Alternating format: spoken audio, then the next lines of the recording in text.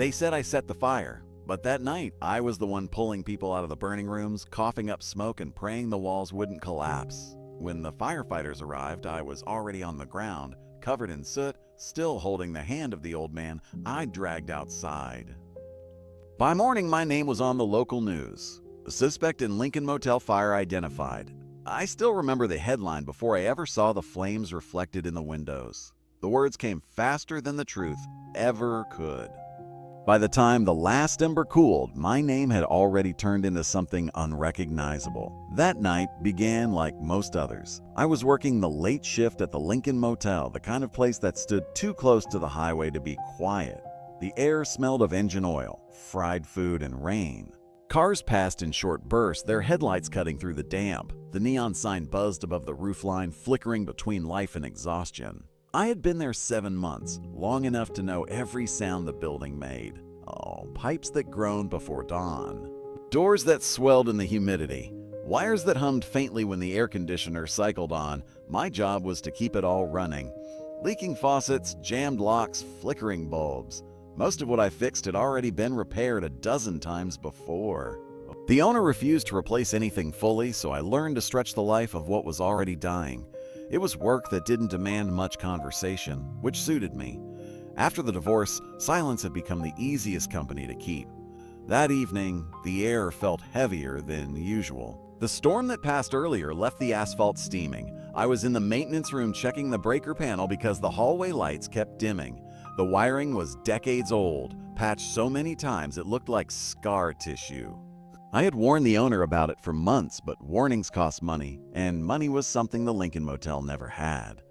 The smell came first, faint and metallic, the kind that hides in the back of your throat before smoke follows. I walked down the corridor toward room 12, where the scent seemed strongest. The light under the door glowed unsteady, trembling with each flicker. When I opened it, a dull orange shimmer pulsed behind the mini fridge. The wall socket spat a brief burst of sparks, a brief flash of light that spread up the paneling faster than I could react. The fire moved like a living thing. I ran for the extinguisher, the one near the laundry room that was always half buried under supplies. Foam hissed, but the flames only sank into it for a moment before returning. I remember the sound more than anything, not loud, not dramatic, just a deep, dry crackle that filled the hall. Then came the shouting, the banging of doors, the muffled panic of people waking to a nightmare they couldn't yet see. There was no alarm system, only the weak chirp of battery-operated detectors in each room. Half of them were dead. The motel's design meant the corridors trapped heat quickly. By the time I reached the far end, the air had turned thick enough to scrape the inside of my lungs. Some guests were already outside. Others stood frozen, unsure whether to run or return for their belongings. I tried to count the rooms in my head to remember who might still be inside. The smoke blurred the numbers painted on the doors. Somewhere near the back, I heard coughing, dry, shallow, and close to collapsing. I forced one of the swollen doors open with my shoulder. Inside, an elderly man lay half-conscious on the bed, his face gray beneath the strobe of firelight. I dragged him out into the corridor, the soles of his slippers scraping against the floor. The parking lot was chaos. Figures moved through smoke and light, barefoot and half-dressed, faces streaked with soot. Someone shouted for their children. Someone else stood shaking near a car that had started to melt along the bumper. When the first fire engine arrived, its siren faded as quickly as it began. Water roared, voices shouted orders, and the building that had defined my life for months turned into a breathing, burning ruin. I sat on the curb, unable to speak. My hands trembled with exhaustion and smoke, the knuckles split from forcing open doors. One of the firefighters placed an oxygen mask over my mouth, telling me to stay still. The air hissed softly, cold against my face. I stared at what was left of the motel, the black shapes of its windows glowing faintly. By sunrise, only steam rose from the remains. The owner stood apart from everyone else, speaking to someone in a suit, his face unreadable. I assumed they were from the insurance company. I stayed where I was until an officer approached, asked for my name, and told me to follow him to a car. I thought it was to give a statement. Inside the small, fluorescent-lit room at the station, time slowed. They wanted me to recount every movement, where I stood, what I touched, what tools I used. I tried to explain about the wiring, about the sparks behind the fridge, about how I used the extinguisher before anyone arrived. They wrote notes but never looked up. Every pause between their questions felt heavier than the last. I began to realize that the story forming in their minds was not the same as mine. When they finally let me go, dawn was rising. The air outside was pink and quiet. I walked back to the site because I had nowhere else to go. The tape around the property fluttered in the morning wind. Everything I owned had been in that small apartment behind the office. Clothes, papers, the only photograph I had left of my ex-wife. I stared at the spot where the door used to be and tried to feel something other than emptiness. The news spread faster than I could. They said the cause was still under investigation but mentioned negligence, a possible electrical error, employee involvement. My name appeared once, spelled correctly, followed by the word "a suspect." I didn't know which hurt more, that they thought I had done it, or that nobody seemed surprised. The days that followed felt slow and silent. I stayed at a diner across the highway, watching the reporters pack up their equipment, watching strangers take photos of the blackened shell before driving away. The smell of burned wood lingered long after the smoke disappeared. I kept thinking about the old man I had carried out. I didn't know if he had survived. In the quiet hours of early morning, when the highway was nearly empty, I would replay every detail in my mind. The sparks, the extinguished flame, the moment the oxygen mask sealed around my face. Each time I tried to find something I had done differently, something that could have changed what followed. There never was. The fire had ended in a few minutes, but its shadow spread into everything that came after. I had gone into that hallway believing I was saving lives. By the next sunrise, I had already become the story everyone needed me to be, the man who burned down his own home. The first week after the fire didn't feel like a week at all. It felt like a long stretch of gray hours that refused to separate from one another. I stayed in a cheap room at the edge of town, a place that smelled of bleach and damp carpet. It was all I could afford. I used the last of my savings to pay for 3 nights, then stayed longer anyway, hoping the manager wouldn't notice. The television in the corner kept showing short clips of the motel. Reporters spoke over slow pans of the ruins, their voices calm and practiced. Each time my name appeared, it was followed by the same line: a maintenance worker under investigation. I learned to turn the sound off and just watch the footage. The charred remains looked smaller each day, as if distance could erase what had happened. A few people tried to reach out. One of the housekeepers left a note at the desk saying she was sorry. Another guest posted online that I had helped him fix his door the week before. None of it mattered. The idea had already taken root. That someone inside had caused the fire, and that person was me. Once suspicion starts to spread, it doesn't need proof anymore. It grows on its own. When the investigators called me back for questioning, I didn't argue. They showed me photographs of the room where it began. The walls were black and curled inward, the electrical outlet melted to the baseboard. Later, I thought about what that nod meant. Maybe he understood what it felt like to survive something and still be trapped inside it. Maybe we were both trying to live with the parts that didn't make sense. A few days later, I received a letter from the county office. It was a notice that the investigation was closing soon pending final review. The phrasing was careful, no charges, but no clearance either. The fire remained classified as suspicious. My name stayed on the record, untouched but not forgotten. That night, I sat outside the trailer until the air turned cold. The sky above was empty and the river barely reflected the stars. I thought about how easily truth could dissolve when no one bothered to hold on to it. Maybe that was the worst part, not being blamed, but being erased. The next morning, I drove to the edge of town where the motel used to stand. The ground was covered in weeds now, yellow and brittle. The sign had collapsed, the letters half buried in dirt. I walked through what used to be the parking lot, the cracked asphalt still faintly blackened. A piece of metal caught the light, part of a door handle, twisted and fused by heat. I picked it up, wiped the ash from it, and kept it in my pocket. It wasn't a symbol or a token. It was proof that something had existed even if no one wanted to remember it.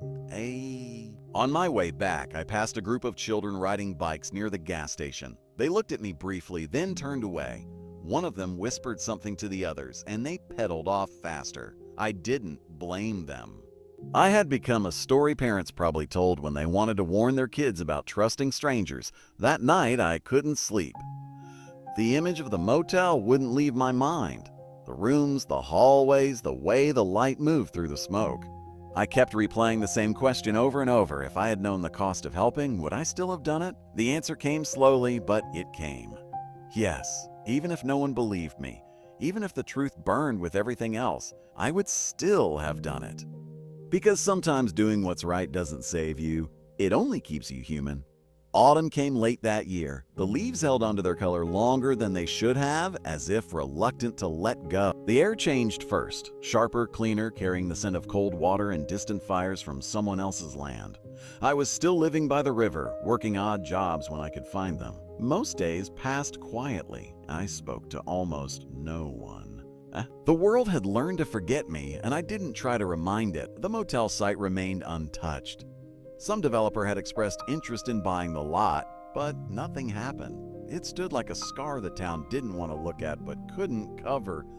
I visited less often now, though sometimes I'd pass by on my way to the hardware store. The ground never lost its smell, that faint mix of ash and oil that no rain could wash away. I'd started keeping a small notebook. At first, it was just a list of repairs I did for cash, changing outlets, rewiring small appliances, patching walls. But slowly, it became something else. Notes about what I saw, what I thought, what I remembered. The writing wasn't meant for anyone. It was a way of making sure my version of things existed somewhere, even if it never reached another person. Most of my work came from a man named Dorsey, who managed a collection of old rental houses near the edge of town. He paid on time and didn't ask about my past. I suspected he knew anyway. People like him always knew. But he let me work as long as I didn't bring trouble. That was enough. Some days I fixed broken heaters. Other days I cleaned out flooded basements or replaced cracked pipes. It was work that demanded focus, and focus kept my mind from drifting back to what I'd lost. Every house had its own kind of silence, its own history buried in walls and wiring. Sometimes I'd find things, forgotten letters, photographs, coins left behind in drawers. I never kept any of them. The past was heavy enough. Winter approached slowly. Nights grew longer, the kind that seemed to stretch endlessly between sunset and dawn. The river froze in thin layers, cracking softly under the weight of birds. I stayed inside the trailer, wrapped in an old blanket, reading manuals I borrowed from the library. The hum of the small heater was the only sound. One evening, I received an envelope with no return address. Inside was a copy of the official report from the fire investigation. Someone must have mailed it anonymously. The pages were stiff and smelled faintly of smoke, though I knew that was only my imagination. I read every line carefully. The report confirmed what I already knew: electrical malfunction, unknown origin, possible accelerant found, but inconclusive. No charges filed.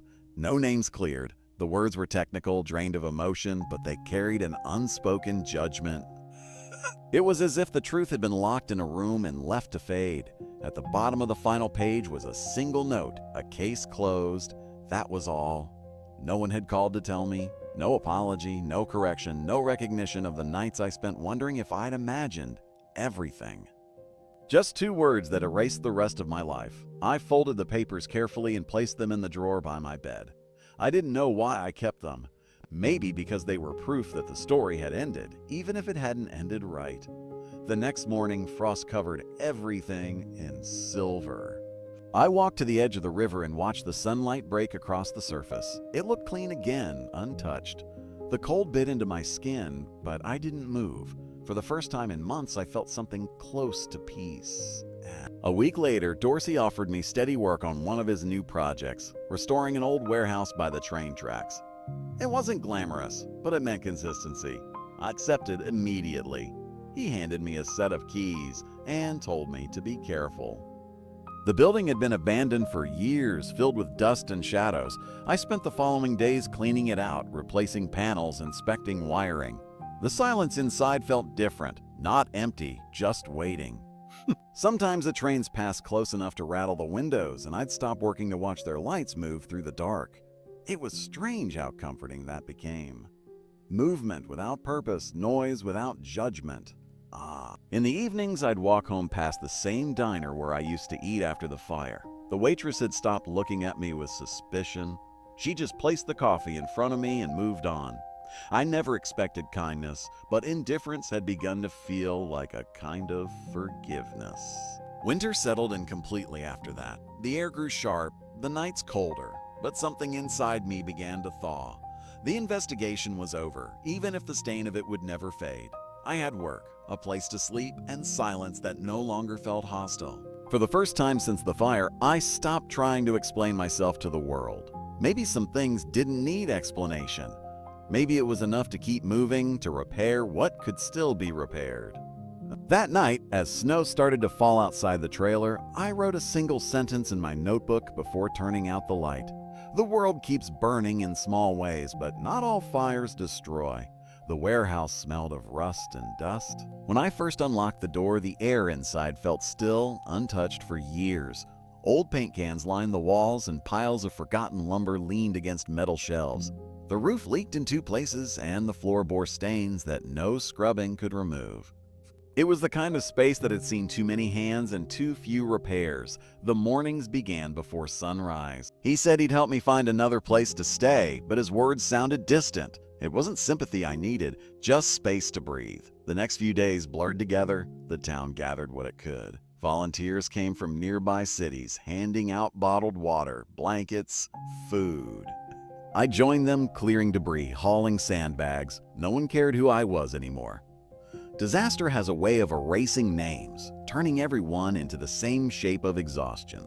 At night, I stayed in the back of Dorsey's truck, wrapped in a tarp. I slept little, listening to the water recede inch by inch. The air turned cold again, and the mud hardened into a dull crust. The flood had passed, but it left a silence heavier than before. When the roads opened, I returned to the trailer site. Only the metal frame remained, half buried in silt. I found one thing that hadn't been carried away: my notebook. The pages were swollen, the ink smudged, but still readable. I sat there, holding it open in the weak sunlight, and thought about how fragile permanence really was. I rewrote a single sentence on a blank page. A fire teaches you what can burn. Water teaches you what can't stay. Later, I walked to the motel ruins again. They looked almost clean now, the blackened walls washed pale by the flood.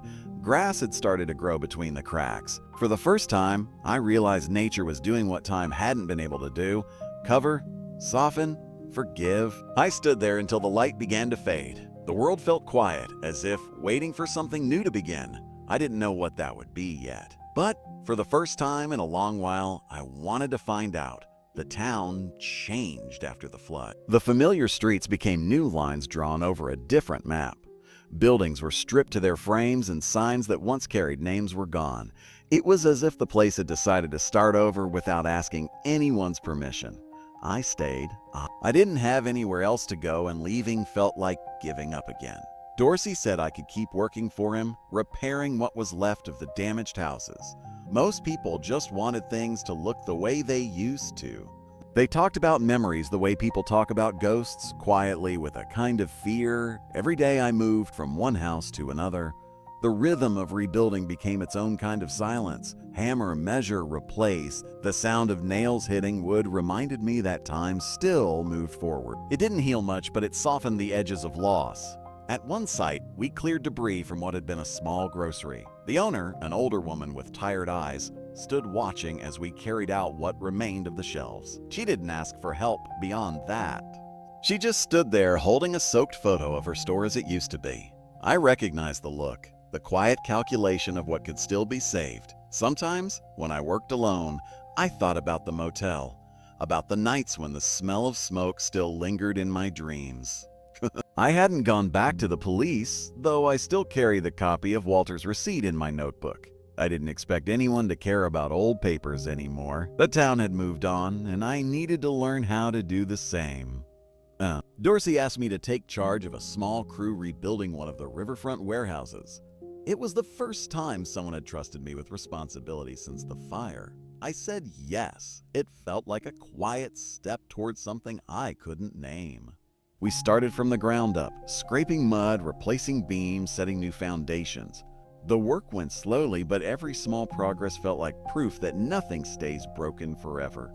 The smell of new lumber replaced the rot, and sunlight began to catch on the fresh nails. There was a man who came by often, a volunteer from a nearby city. He brought supplies and stayed to help with heavy lifting. He reminded me of the kind of person I used to be before everything fell apart. Steady, focused, not easily shaken. I watched the way he worked and tried to match his rhythm. One afternoon, while we were clearing the last pile of debris, we found a small metal box under the rubble. Inside were letters folded and tied with a piece of red string. Most were unreadable from water damage, but one was still clear enough to make out. It was addressed to no one, signed by no one. Just a few lines about a man trying to make peace with a mistake he hadn't meant to make. The handwriting was rough, familiar in a way I couldn't place. I kept that letter, not because I thought it would change anything, but because it reminded me of something I had forgotten. That regret doesn't always belong to one person.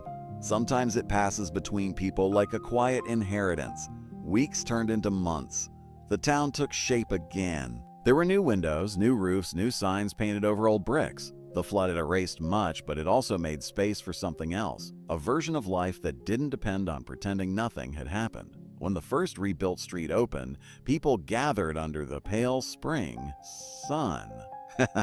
They took pictures, smiled for the local paper, and spoke about community and strength. I stood at the edge of the crowd, watching, not sure if I belonged there. But when Dorsey caught my eye and nodded toward me, I felt something shift inside. I wasn't part of their story, not really. But I had helped shape its foundation. That was enough. That night, I walked back along the river. The water had settled into its banks again. The mud along the edge was dry and cracked, small shoots of grass pushing through. I sat for a while, listening to the quiet ripple of the current. It was strange how the same place could destroy and rebuild you, how the same sound of water could carry both memory and calm. I thought about the fire again, about the faces of those who never came back. For years, I had believed the only way to honor them was to keep suffering. Now I began to think that maybe rebuilding, quietly, without recognition, was its own form of apology. I went home late, covered in dust and sweat. The notebook sat on the table, the edges still warped from the flood. I opened it to the last page and wrote one sentence before turning out the light. Sometimes survival isn't about escaping the past, but standing long enough for the world to return. Summer came with dry heat and a heavy stillness that made the air feel thick. The town had mostly recovered by then, at least on the surface. New paint covered what the flood had touched, and the sound of hammers had faded into memory. I kept working for Dorsey, moving from one job to another, fixing what still needed fixing. The days bled into each other, quiet and steady, until one morning changed everything again. There was a letter in my mailbox. It had no return address, only my name written in uneven blue ink. Inside was a photocopy of a police file, a page from the investigation into the Lincoln Motel fire. It wasn't something I had ever seen before. Someone had underlined a few sentences in red, the ones that mentioned the missing security footage from the west hallway. At the bottom, a note in the same blue ink said only, "You were right." For a long time, I just stared at the paper. My hands trembled without reason. I didn't know who had sent it or why now after so many years. The page didn't prove much, but it reopened something I thought had finally gone still inside me. That night, I drove out to the edge of town, to the field where the motel ruins still stood. The place looked different in summer light, overgrown, green, almost peaceful. Grass had filled the gaps between concrete slabs, and the burned metal frames of old beds lay half buried in soil.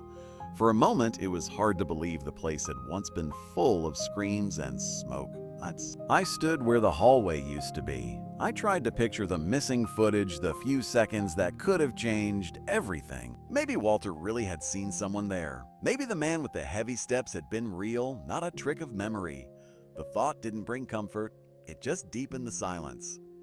The next morning, I took the file page to the police station. The building hadn't changed. The same gray walls, the same hum of fluorescent lights. The officer at the front desk said the case had been officially closed years ago, marked accidental cause. I left the copy anyway, along with a note asking for review. I didn't expect to hear back. Days passed. Then a call came, not from the station, but from a number I didn't recognize. The voice on the other end sounded careful, measured. The man introduced himself as a new investigator assigned to reevaluate cold cases involving structural fires. He said my file had resurfaced during a data migration.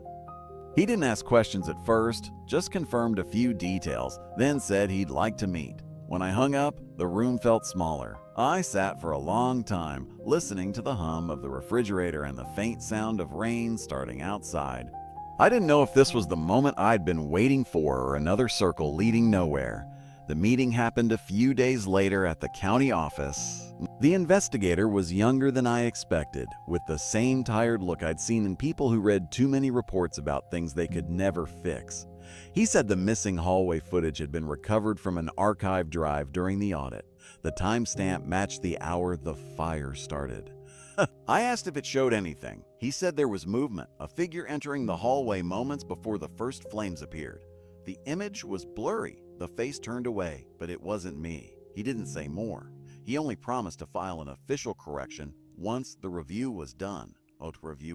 When I walked out, the afternoon felt unreal. The sunlight was sharp, too clean, and people passed by without noticing me. It wasn't freedom or vindication, just the quiet realization that truth had waited this long to surface. I didn't feel anger or relief. Mostly, I felt tired. For years, I had shaped my life around surviving a lie. I had carried guilt that didn't belong to me, built walls against people who might have believed me if I'd let them. Now that the weight had lifted, I didn't know what to do with the space it left behind. That evening, I returned to the river. The water was low again, calm under the fading sky. The smell of mud and grass carried a strange comfort. I sat there until it grew dark, watching the light fade across the surface. When I finally stood up, I thought about Walter. I wanted to tell him that he had been right, that his memory hadn't failed him. I wanted to thank him, though words never seemed enough for the kind of truth that arrives too late. The next morning, I drove to the nursing home. His bed was empty. A nurse told me he had passed away a week earlier quietly in his sleep. She said he'd been talking about the motel in his final days, about wanting to see it rebuilt. I left the letter and the file copy on the windowsill of his room. The sunlight hit the paper just right, turning the ink pale and warm. It felt like the only kind of closure either of us would ever get. Outside, the air smelled of rain again. The clouds moved slowly, heavy and quiet, like the world was finally ready to rest. After Walter's passing, something inside me shifted in a way I couldn't explain. The correction to the case file was approved a few weeks later, and the investigator sent an official letter confirming that my name had been cleared. It was a single page full of legal phrasing stamped with a date that seemed meaningless.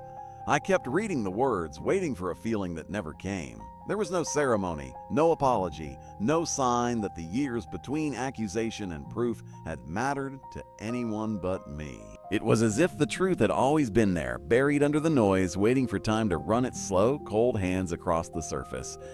The town didn't mention it. Most people didn't even know. Dorsey heard through someone at the county office. He came by one afternoon, dropped a few supplies off for the next project, and left without saying anything more than he needed to. That was enough. He had always known I wasn't the kind of man the papers described back then. With the file closed, I found myself thinking less about what had happened and more about what to do with the years that were left.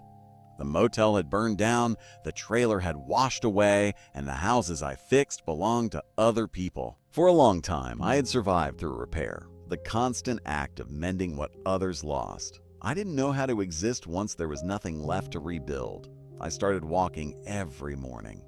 Down by the river first, then through the edges of town where the new houses stood.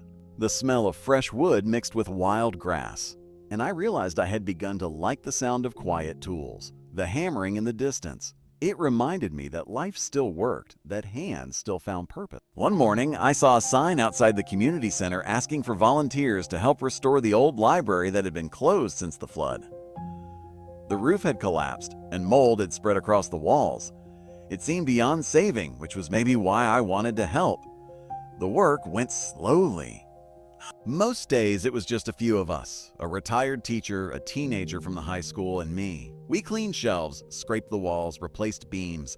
The smell of rot faded as light returned through the repaired windows. Books came in donations, one box at a time, carried from nearby towns. The librarian, a quiet woman who had lived in town all her life, told me once that the library used to be the safest place during storms. People came there for warmth, to wait things out. She said the town needed a place like that again. I understood what she meant. Each evening I stayed after the others left, fixing small things, hinges, baseboards, frames. I liked the stillness that came once the tools were quiet. It was the same kind of peace I had never been able to find before. When the work was almost done, I found an old photograph behind one of the shelves. It showed the library years ago, before the flood, before everything had changed. People stood on the steps smiling in the sunlight holding books. I turned it over and saw a date written in faded pencil, the same year the motel had been built. Something about that connection made me stop. Both places had burned. Both had been rebuilt in different ways. One had taken my life apart. The other was helping put it back together. I slipped the photograph into my notebook. The opening day came quietly. There were no speeches, just a small crowd and the smell of new paint. Children ran between the aisles, their voices soft and bright against the wooden floors. I stood near the back watching. The light came through the high windows in long, calm lines. For the first time, I felt like I was standing in a place that didn't belong to my past, but to something larger, something that didn't need to remember my story to make room for it. That night, I walked home the long way, past the rebuilt houses and the now settled river. The streetlights flickered in the humidity, and the sound of insects filled the air. I thought about Walter again, about how he said he wanted to see the motel rebuilt. In a way, this was it. Not the same walls, not the same purpose, but the same act of creation, the same quiet defiance against loss. At home, I opened my notebook. The pages were stiff and yellowed from time. I wrote a single line before closing it again. Clearing a name doesn't rebuild a life, but rebuilding something else might. The sound of rain started up again that night, soft and even.